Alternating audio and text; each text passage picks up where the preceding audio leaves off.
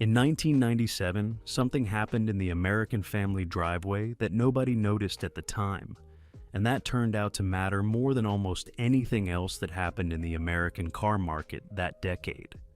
The Ford Taurus lost. For 5 straight years, 1992 through 1996, the Taurus had been the best-selling car in America. The car the soccer mom drove to practice. The car the dad bought because his father had bought a Ford. The car that, for an entire generation of suburban families, was simply what an American family sedan was supposed to be. Then the Toyota Camry arrived for 1997, took the sales crown, and held it for 15 of the next 19 years. That handoff was the moment the American family stopped automatically buying American. It happened in driveway after driveway, quietly, over a decade. And by the time anyone noticed, the argument was over. So which one was actually the better family car? The one we built, or the one that beat it? To answer that, you have to start with the Ford. Before the Taurus existed at all, Ford was dying. Between 1979 and 1982, the Ford Motor Company lost $3 billion. Japanese imports were taking the American market share that had been Ford's birthright. Quality problems on Ford products were generating warranty claims the company could not absorb. In the spring of 1980, Chairman Donald Peterson made a single decision that changed everything. He brought W. Edwards Deming into Ford as a consultant.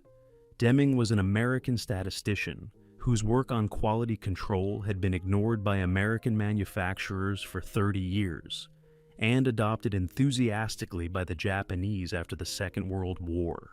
His argument was simple, and to American executives in 1981, deeply uncomfortable. Quality could not be inspected into a product at the end of the production line. It had to be designed into the product from the beginning, and every person who touched the car, engineer, supplier, line worker, dealer, had to be responsible for it.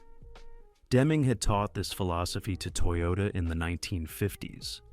By 1980, he was teaching it to Ford. The car that emerged from this cultural transformation was the Ford Taurus. Louis Veraldi led the Taurus development program. His mandate was specific: build a mid-size family sedan that would not just compete with the Honda Accord and the Toyota Camry, but would be the best car in its class. Veraldi's Team Taurus operated under principles that had no precedent inside Ford. Engineers and designers worked together from day one rather than in sequence. Suppliers were brought into design meetings. The development team disassembled competing cars: Audi 5000s, BMW 5 Series, Mercedes E-Class sedans, and benchmarked every component against the best example available in the segment. The Taurus arrived in 1985 as a 1986 model and changed the American sedan permanently. The aerodynamic shape was so radical that Ford's own dealers worried it would not sell. The interior layout, integrated door panels, a wraparound dashboard, ergonomics that European luxury manufacturers were still figuring out, set a new standard for what a $13,000 sedan should provide. Motor Trend named it the 1986 Car of the Year. Car and Driver placed it on their 10 best list. Production exceeded 200,000 units in the first model year alone, and by 1989, Ford had sold the millionth Taurus. From 1992 through 1996, the Ford Taurus was the best-selling car nameplate in the United States. 5 consecutive years. 401,000 units in 1996, the final year of the title. Ford had built the car that had saved the company, and the market had rewarded the achievement by making it the default American family sedan. Then Ford redesigned it. The third-generation Taurus arrived for the 1996 model year, and most of the team responsible for the original Taurus had by then retired from Ford or passed away. The brief was specific. The Taurus had been the best-selling car in America for 4 years running, but the second-generation car had been on the market since 1992, and the competition from Japan was getting closer every year. The Honda Accord had been redesigned for 1994. The Toyota Camry was approaching a redesign of its own. Ford needed to keep the Taurus ahead with a design that signaled the next decade rather than the previous one. The design language Ford chose was the oval. Every major exterior feature, grille, headlamp housings, tail lamps, side glass, was shaped around an oval theme. The interior carried the motif through the instrument cluster, the center console, the radio surround. The shape was intended to read as futuristic. The execution was ambitious in a way the second-generation Taurus had not needed to be, because the second-generation Taurus had been correct without trying to look correct. The market did not respond the way Ford had hoped. Customer research and dealer feedback consistently expressed a preference for the previous generation's cleaner, more conventional design. The oval headlamps in particular drew specific criticism. They looked to the buyer in the parking lot like an experiment that should have stayed in the design studio. Then, there was the fleet problem. By 1996, 51% of all Taurus sales were going to rental fleets. This is the documented figure, and it represents a structural change in the car's market position. A Taurus sold to Hertz or Avis was a Taurus that depreciated faster, returned to the used market sooner, and arrived in the hands of the retail buyer at a price that suggested the car was worth less than its sticker indicated. The signal was uncomfortable, and the signal was real. And then Toyota redesigned the Camry. The mechanical reality of the third-generation Taurus, separated from the styling debate, is more honest than its reputation typically allows. The Vulcan 3-liter V6, the base engine across the range, is one of the most underrated American V6s of its era. It produced 145 horsepower. The number was modest. What it provided in return was durability Ford had not previously achieved in a V6 application. The Vulcan is an iron block pushrod design with 2 valves per cylinder. The architecture is conservative. The block is overbuilt. The engine routinely accumulates 200,000 miles in fleet service without internal rebuilds. Mechanics who worked on Ford products in the 1990s consistently identified the Vulcan as the engine you wanted under the hood if you intended to keep the car. The Duratec 3-liter V6, the optional engine, introduced for 1996, was a different proposition. A double overhead cam, 24-valve, all-aluminum unit producing 200 horsepower. The Duratec was the engineering ambition of the third-generation program. It was smoother than the Vulcan, more powerful, more modern. It was also more complicated and less proven in long service conditions. Buyers who chose the Duratec got what they paid for: more performance and more sophisticated feel at the cost of slightly higher maintenance investment over the life of the car. The chassis was a front-wheel drive unibody with McPherson strut front suspension and a Quadralink rear independent suspension that was, in 1996, more sophisticated than what sat under most competing midsize sedans. The interior dimensions were class competitive. The trunk was among the largest in the segment. The Taurus, considered purely as a piece of automotive engineering, was a credible product. But the third-generation Taurus had one specific mechanical weakness that defined its ownership reality for the entire production run, and that no honest assessment of the car can avoid. The Taurus's transaxle was the AX4S, a 4-speed automatic Ford had been refining since the original Taurus. For the higher output Duratec V6 applications, Ford introduced a stronger variant, the AX4N. Neither transmission was the equal of the engine it was attached to. The Center for Auto Safety documented the failure rate of the AX4S and its predecessors as significantly higher than the industry average for automatic transmissions of the period. The specific failure modes were consistent: slipping between gears, erratic shifting, harsh engagement of forward or reverse, and, in the most common scenario for high mileage examples, Sudden internal failure between 60,000 and 100,000 miles. The causes traced to several design decisions. The forward clutch piston in the early AX4S was a cast aluminum component prone to cracking under thermal cycling. Ford updated it to steel in 1995. The lubrication system was undersized for the loads owners routinely placed on the transmission, particularly in stop-and-go urban driving, where the fluid heated rapidly when stayed hot. The result for the third-generation Taurus owner was a specific experience millions of Americans actually lived through. The car drove well for the first 90,000 miles.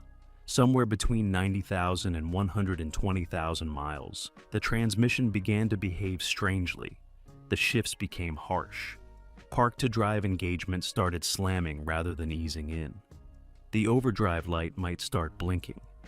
The mechanic at the local shop would diagnose a transmission problem, quote, a rebuild at $1,500 to $2,500 on a car that was worth maybe $3,000 at that mileage, and the owner would face a decision: pay nearly the value of the car to repair the transmission, trade the car in for a fraction of what they had paid for it, or accept that the car they had bought new for $22,000 was now, at 110,000 miles, a vehicle nobody wanted to buy and they could not afford to keep fixing.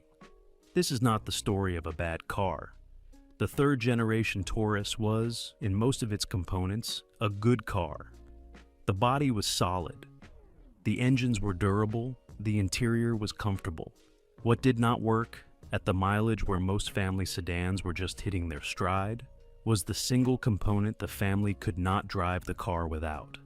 And it failed predictably enough that the Center for Auto Safety produced documentation on the failure rate. The Taurus's transmission problem is not the whole story of why the car lost its sales crown. The styling debate, the fleet dependency, and the rising quality of Japanese competition all contributed. But for the family who had bought a Taurus on the strength of the nameplate and the dealer relationship, the transmission failure at 100,000 miles was the moment the relationship ended. They had trusted the car to do its job. The car had failed at a specific job no family sedan should fail at. And when they walked into the Toyota dealer next door to ask about a Camry, they found a car whose transmission was not the same kind of mechanical lottery. The Ford Taurus was discontinued for retail sale at the end of the 2006 model year. Production continued for fleets only through October of 2006. The car that had been the best-selling vehicle in America for 5 consecutive years had become, in a decade, a car Ford could not justify continuing to build. The reasons were not mysterious. The third-generation car had not been competitive with the redesigned Camry. The fourth-generation Taurus, introduced for 2000, was a more conservative design that addressed the oval critique but did not recover the sales momentum. By 2005, the Taurus had fallen to 4th place behind the Nissan Altima, the Honda Accord, and the Toyota Camry. What the Taurus actually was, at its best, deserves acknowledgement its commercial decline does not provide. The original 1986 Taurus was a genuinely important car, an American manufacturer's serious answer to the Japanese family sedans. Built under a quality culture Ford had imported from Deming and implemented with discipline. The first-generation Taurus SHO, with the Yamaha-built V6 producing 220 horsepower, was a credible enthusiast car that demonstrated Ford could build a sports sedan when the company wanted to. None of these are small accomplishments. The third-generation car is the one that lost the argument, and it lost the argument for specific, identifiable reasons. The styling moved away from what the buyer wanted at exactly the moment the buyer was being offered an alternative that did not require the compromise.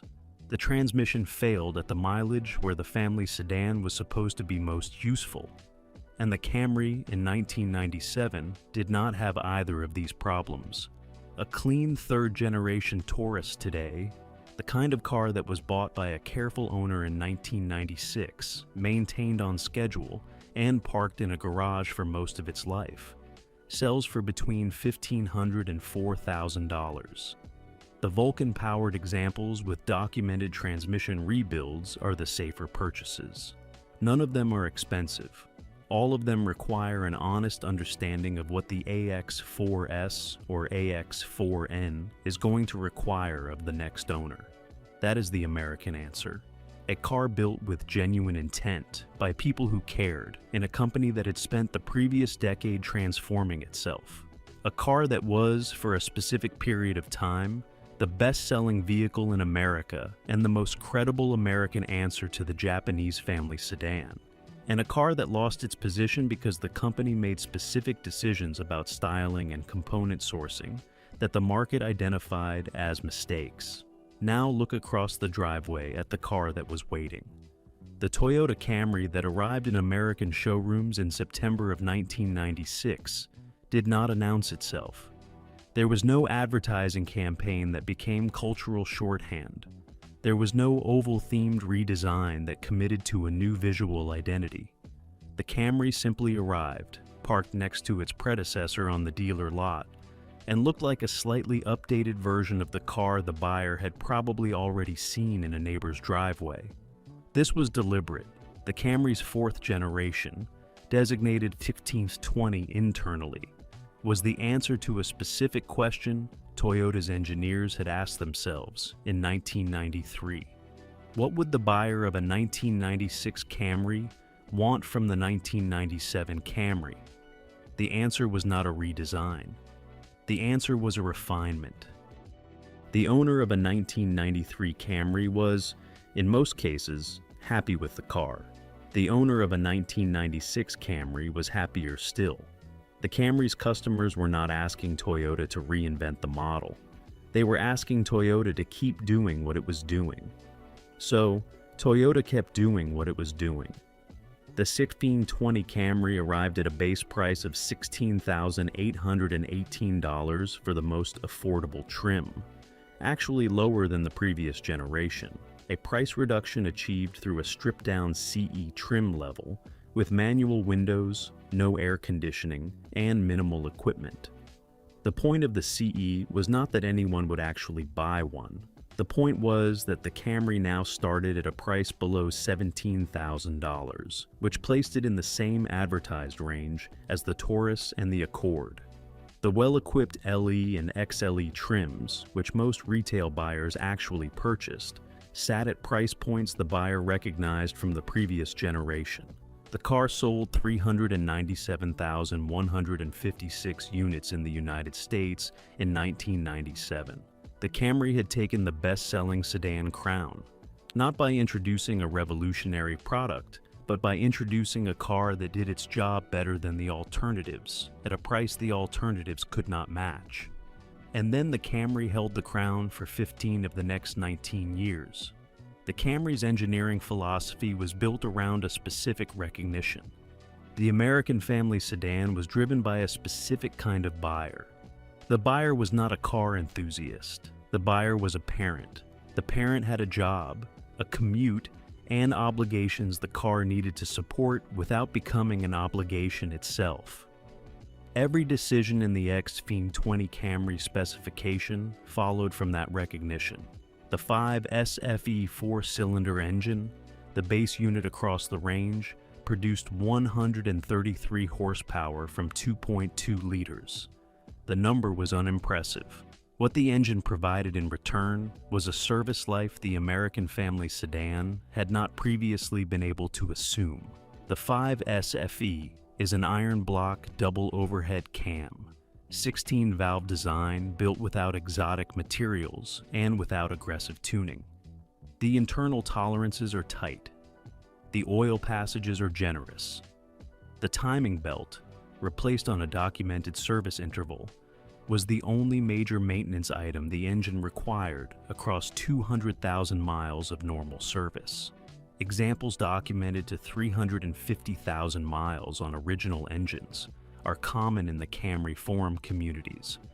The 1MZFA V6, the optional engine on LE and XLE trims, was a different kind of achievement. A 3-liter, all-aluminum, double overhead cam, 24-valve V6, producing 194 horsepower. Ward's Auto World named it one of the 10 best engines in the world for 1996. The engine is smooth in a way the four-cylinder simply cannot be. The 1MZ Fe went on to power the Lexus ES300, the Toyota Avalon, the Toyota Sienna, the Lexus RX 300, and the Toyota Highlander. The engine was, in every meaningful sense, the foundation of Toyota's V6 reputation for the following decade. Both engines were assembled at Toyota Motor Manufacturing, Kentucky, in Georgetown, Kentucky. The Camry sedans sold in the United States were built at Georgetown, alongside the engines that powered them.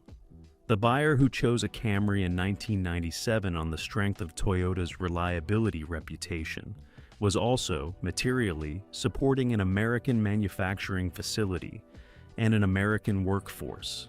The patriotic argument for buying American had become more complicated than the badge on the hood suggested, and Toyota's market research department understood this earlier than Ford's did. The transmissions, the A140E behind the four-cylinder and the A541E behind the V6, were four-speed automatics executed without the failure modes that define the Taurus's ownership reality. They did not have a documented failure rate elevated above the industry average. They did not require rebuilds at 100,000 miles. They simply shifted on schedule for as long as the rest of the car was running. This is the difference between an engineering decision that was correct and an engineering decision that was almost correct, and the difference between the two compounded across a decade of ownership in ways the showroom comparison did not predict. The interior was thoughtfully laid out without being innovative. The dashboard ergonomics placed every control where the driver expected to find it.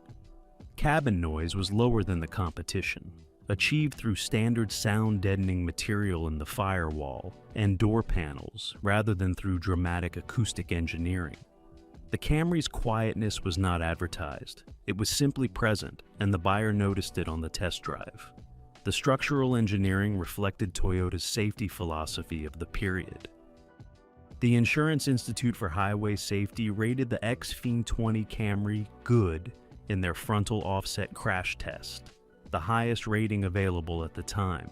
Front seat-mounted side torso airbags became optional for the 1999 model year. The Camry was not the safest car in its segment, by margins the marketing department would have emphasized. It was simply safer than most of the cars it competed with, in the specific tests buyers were starting to pay attention to. The Camry's ownership reality is the part of this story that most directly explains why the buyers who chose it kept choosing it for the next 2 decades. The 5SFE four-cylinder, properly maintained with timing belt service at the recommended interval and oil changes at the recommended frequency, routinely accumulates 250,000 to 300,000 miles without internal rebuilds. The engine's failure modes, when they occur, are predictable.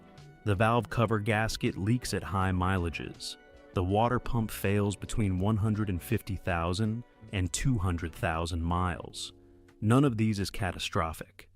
All of them are repairable by any mechanic with experience on Toyota products, at parts prices that reflect Toyota's global production scale. The 1MZ Fe V6 is similarly durable, with one specific caveat the V6 owner community has documented thoroughly.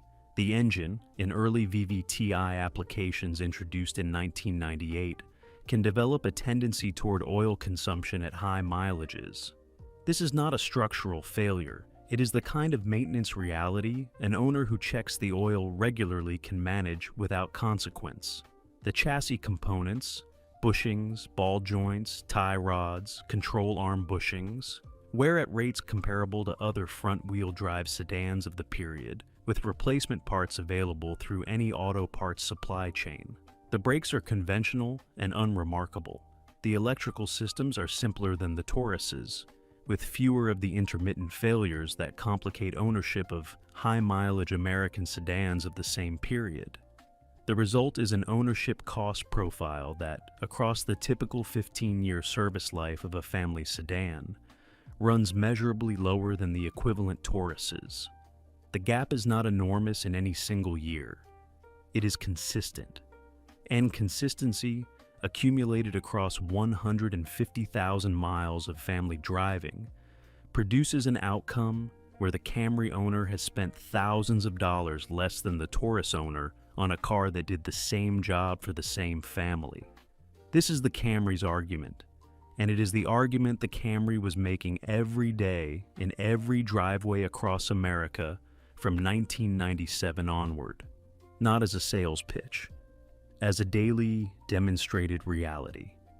The neighbor with the Camry was not having transmission rebuilds at 100,000 miles. The neighbor with the Camry was driving to work every morning in the same car they had bought 8 years ago, with no mechanical drama and no unexpected bills. And the family who watched this for a decade then walked into a Toyota dealer to replace their own car when it failed was not making an unpatriotic choice. They were making a choice based on what they had observed in their own neighborhood with their own eyes. The Camry's 1997 achievement, taking the best-selling sedan crown from the Ford Taurus, was not understood at the time as the historical inflection point it would later prove to be. Industry observers in 1997 saw the handoff as a notable event, but not necessarily a permanent shift. The Taurus had been redesigned recently.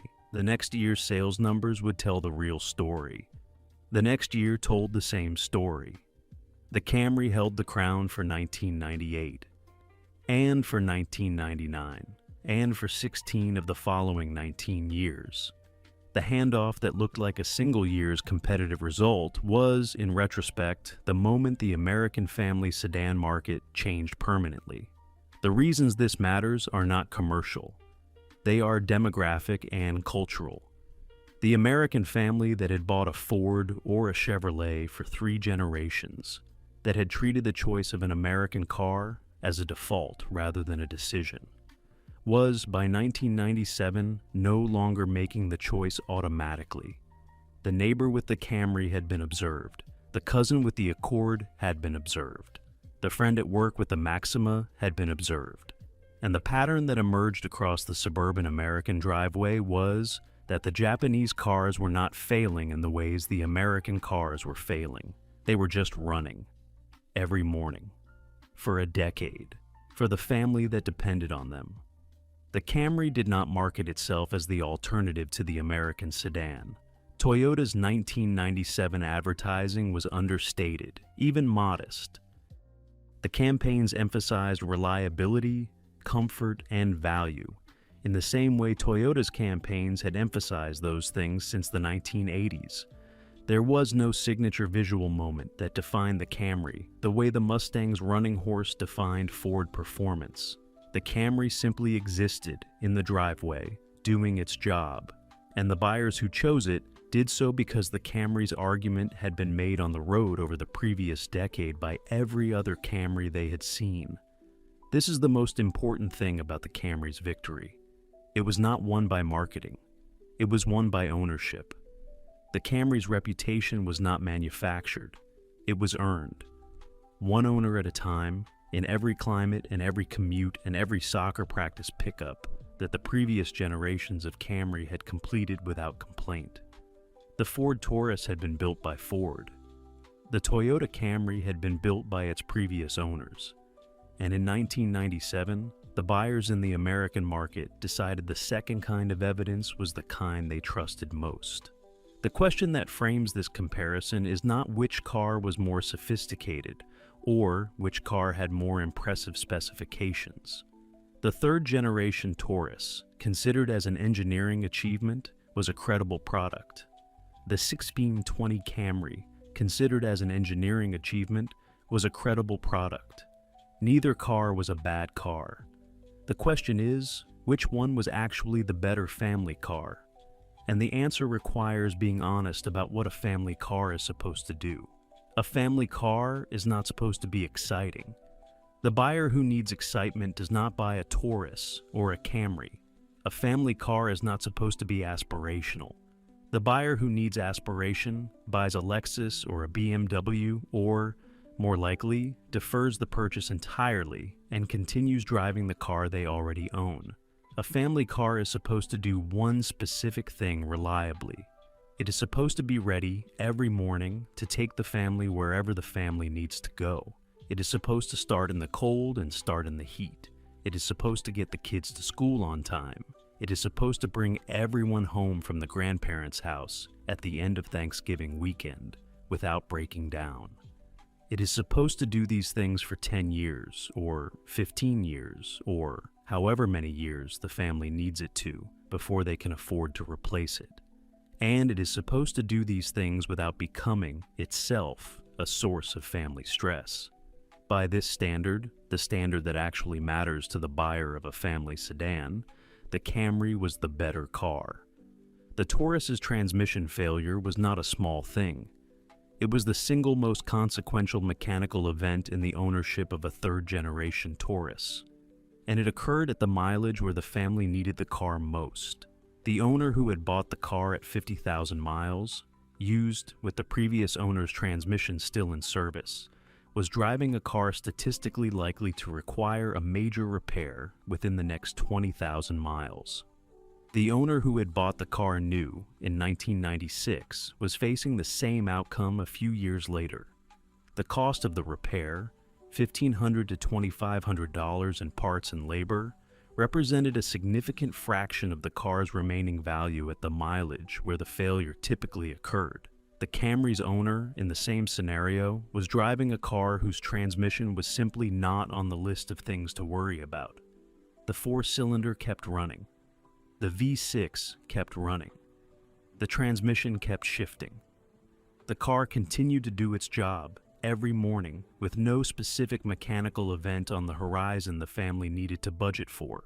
Across a decade of ownership, this is the difference between a car that supported the family and a car that imposed itself on the family at the wrong moment. The Camry's argument is not that it was the more impressive car. The Camry was less impressive than the Taurus in several specific dimensions. The Taurus had more interior space. The Taurus had a more expressive design when the design worked. The Taurus had genuine engineering ambition behind it, a Deming-trained development culture, a benchmarking program that compared the car to European luxury sedans, a heritage that traced back to one of the most important American sedan launches of the post-war era. The Camry had none of these things in equivalent quantity. The Camry was, considered as an automotive achievement, the less ambitious car. What the Camry had instead was the execution. Every component on the Camry was built to a standard the buyer could depend on. The four-cylinder ran, the V6 ran, the transmission shifted, the electrical system functioned. The body did not rust at the rate some American sedans of the same period rusted.